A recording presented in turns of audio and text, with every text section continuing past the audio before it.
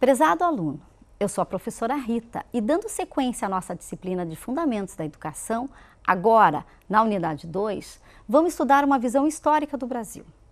Nessa unidade, vamos analisar a evolução da educação formal no nosso país e qual o papel dela no contexto social brasileiro.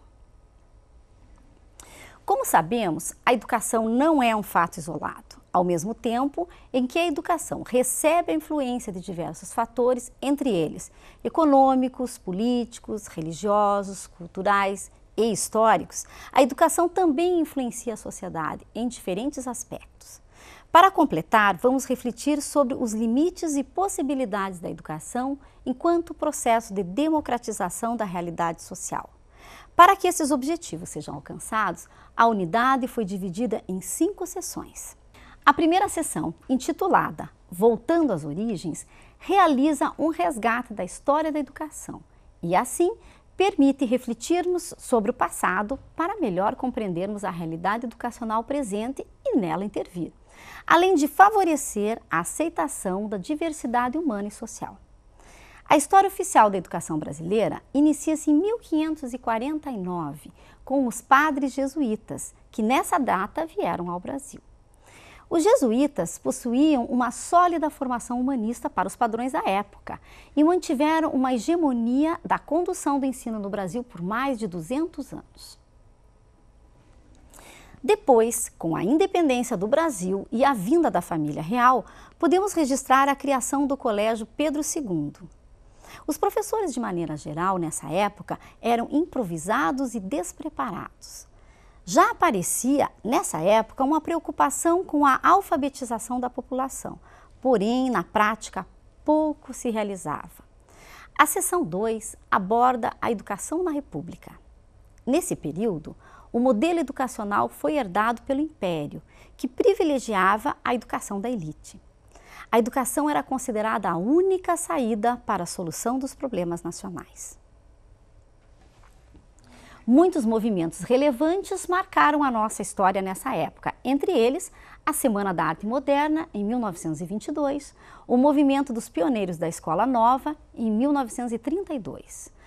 Outro ponto relevante foi a promulgação da Lei de Diretrizes e Bases, em 1961, após 13 anos de discussão no Congresso Nacional. A educação brasileira é marcada por um traço elitista desde a colônia, passando pelo Império e até a República. Na seção 3 está o regime militar e suas consequências na educação. Os militares impuseram o restabelecimento da ordem social, instaurando um regime autoritário, atingindo os direitos civis e políticos, afastando do cenário a participação popular. A educação brasileira, a partir de 1964, como outros setores, passou a ser vítima do autoritarismo que se instalou no país. O governo militar promoveu a reforma universitária e a reforma do ensino de primeiro e segundo graus. Essas leis foram aprovadas praticamente sem discussão e sem a participação da sociedade civil. Na seção 4, a educação num contexto de mudanças aceleradas, os anos de 1980 a 1990.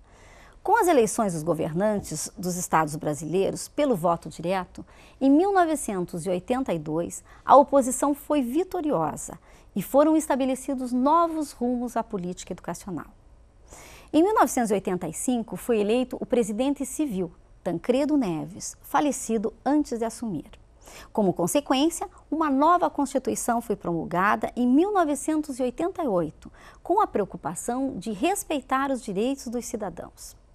Os profissionais da educação participaram ativamente no processo de democratização do país e na definição dessa Constituição cidadã. Nessa sessão também serão abordadas as mudanças no cenário internacional, com as políticas neoliberais para a educação e pela globalização da economia, bem como as novas exigências à educação e a atual Lei de Diretrizes e Bases da Educação Nacional.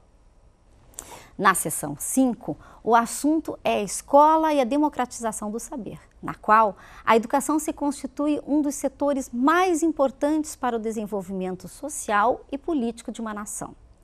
Além de promover o crescimento econômico, é uma das principais ferramentas para diminuir as desigualdades sociais. O direito à educação é um dos princípios de uma sociedade democrática para todos os cidadãos.